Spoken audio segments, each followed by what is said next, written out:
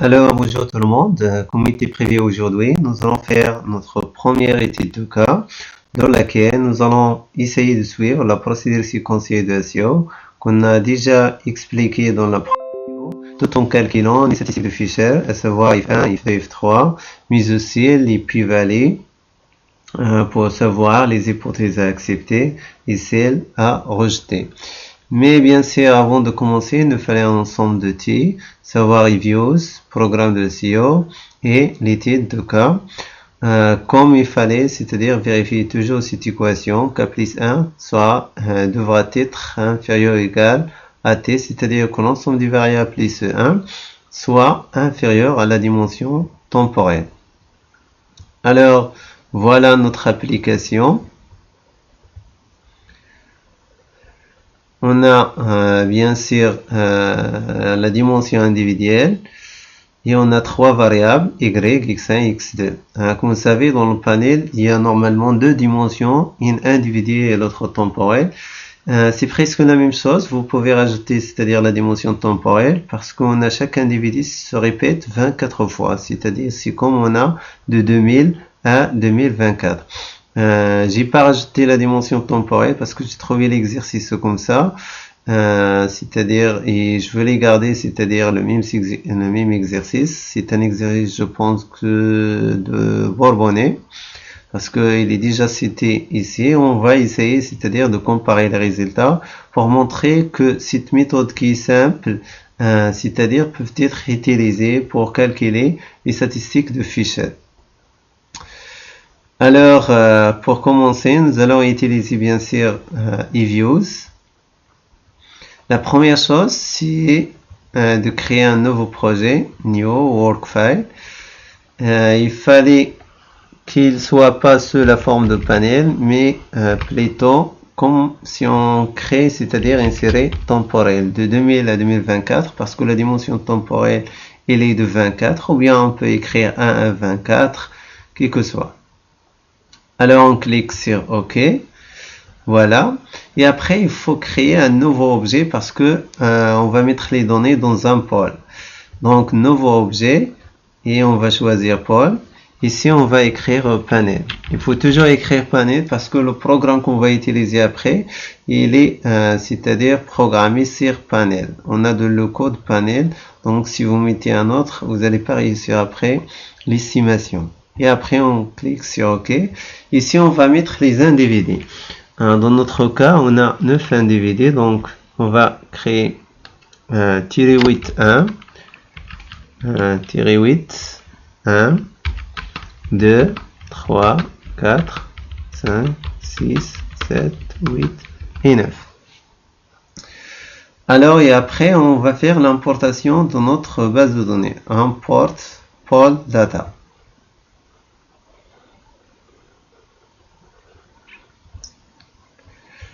Alors voilà, application, open, error. Voilà, donc il n'a pas fait l'importation. Alors c'est pour deux raisons. La première raison, c'est qu'il fallait fermer le fichier, c'est-à-dire qu'il fallait fermer, c'est-à-dire notre exercice. Et la deuxième chose, c'est qu'il fallait enregistrer ce fichier sous cette forme. Attendez, on va montrer desktop. Voilà, il fallait toujours enregistrer votre fichier sous cette forme Excel 97-2003 parce que c'est pas, c'est-à-dire l'extension par défaut, mais il fallait le changer par cette extension pour réussir à importer votre database. Voilà, et après vous faites enregistrer, moi c'est déjà fait. Et après tu fermes, c'est-à-dire ce fichier Excel pour réussir l'importation, un peu enregistré. Et voilà, on va essayer une autre fois pour faire l'importation. Voilà, application, open, c'est fait. Alors ici, il fallait savoir ce qu'il faut changer. Alors, deux choses. Ici, on va changer la cellule et ici, on va mettre les variables. Juste pour savoir c'est-à-dire s'il fallait mettre B2, B3 ou C1 ou C2. Je vais vous expliquer. Mais c'est juste pour savoir, on met, c'est-à-dire les variables. Par exemple, la première variable c'est Y et on rajoute point d'interrogation X1.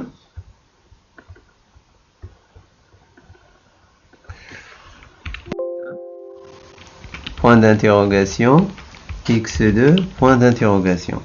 Pour ici, c'est-à-dire la cellule, c'est la cellule où on a commencé, c'est-à-dire à mettre les données.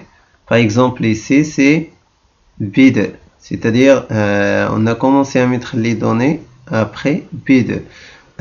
Si par exemple vous avez ici la dimension temporelle T et vous avez mis Y ici, donc vous aurez la première, vous allez commencer les données ici, donc c'est C2.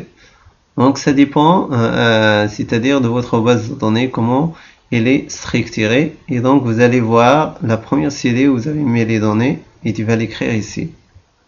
Après tu cliques sur OK. Vous allez voir un ensemble des objets qui se créent. Alors on a terminé. Et maintenant on va passer au calcul, c'est-à-dire des statistiques, des statistiques de Fisher. Et dans cela, on va utiliser un programme qui est le programme de SEO. On va cliquer sur Open et après Programme. Moi, j'ai déjà ce programme, bien sûr, c'est Desktop. Voilà, Test SEO corrigé. On va faire Open. Voilà. Alors, tout d'abord, qu'est-ce qu'il fallait changer, c'est-à-dire dans ce code? Il y a premièrement for i. Et vous allez mettre après les individus. Voilà 1, 2, 3, 9. C'est-à-dire dans notre cas, on a 9 individus. Et après, équation et kindle la square. Vous allez changer les variables y, x1 et x2. Et après, vous allez changer l'estimation du modèle pod. Vous allez changer encore les variables y, x1, x2 et x2 par vos variables. Et après, l'estimation du modèle à FFX, vous allez changer encore une fois les variables y, x1 et x2. C'est la dernière modification qu'il vous fallait faire. Mais aussi, il y en a, c'est-à-dire une erreur dans ce code qu'il vous fallait, c'est-à-dire effacer ce -1. Et après, vous cliquez sur Run. Et après, vous choisissez version compatible. Et après, vous cliquez sur OK. Comme vous voyez, il y en a d'autres objets qui viennent de se créer. On a if1, if2, if3 et on a la p-value de if1, la p-value de if2 et la p-value de if3.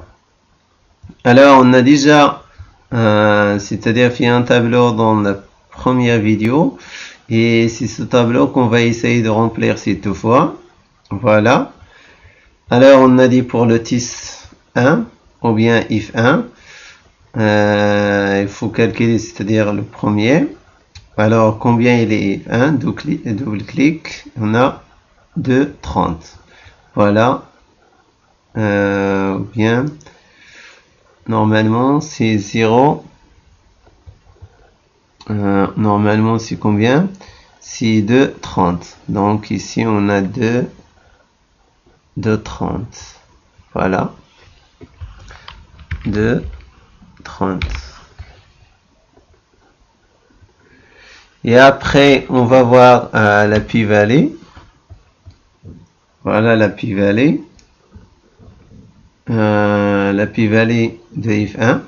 Si la p-value qui nous intéresse de plus, voilà, elle est 0,009. Voilà, 0, la p-value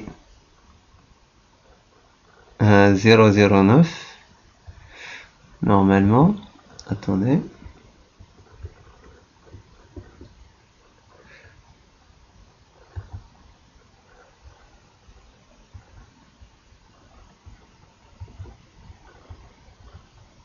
Normalement, c'est 009. Voilà, ici c'est 009.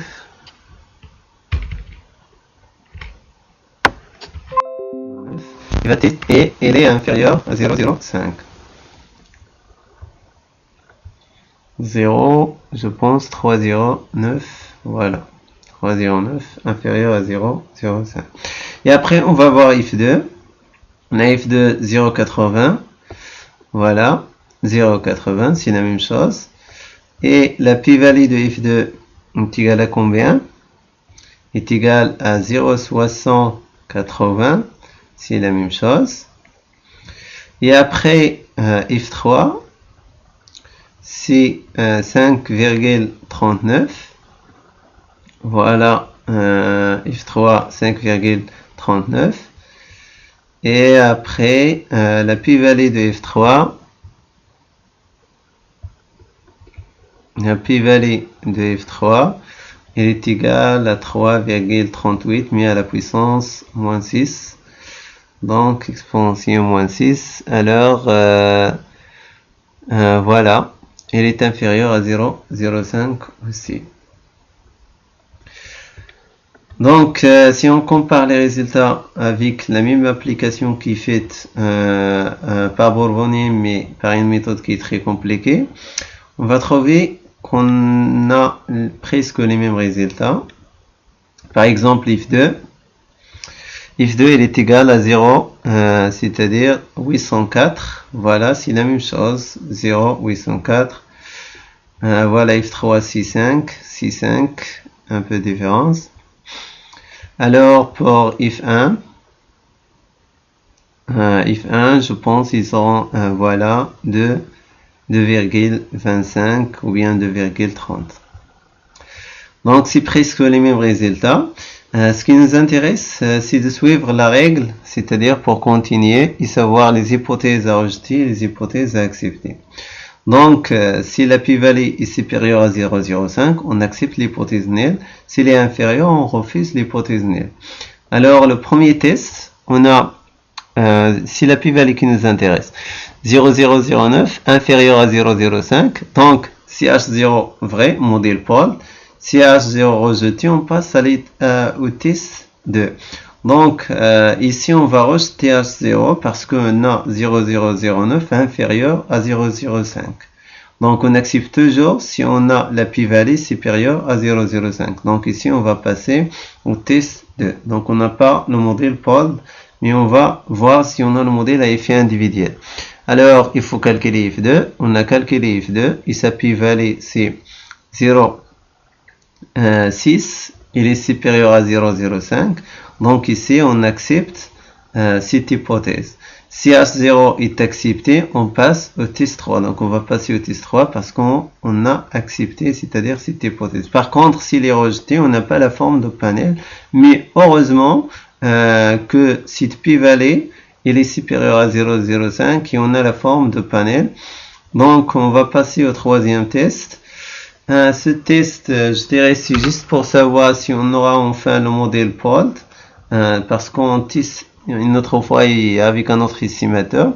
Sinon, s'il est rejeté, comme si on revient en arrière, on confirme qu'on a le modèle à effet individuel. Donc, on va passer au test 3.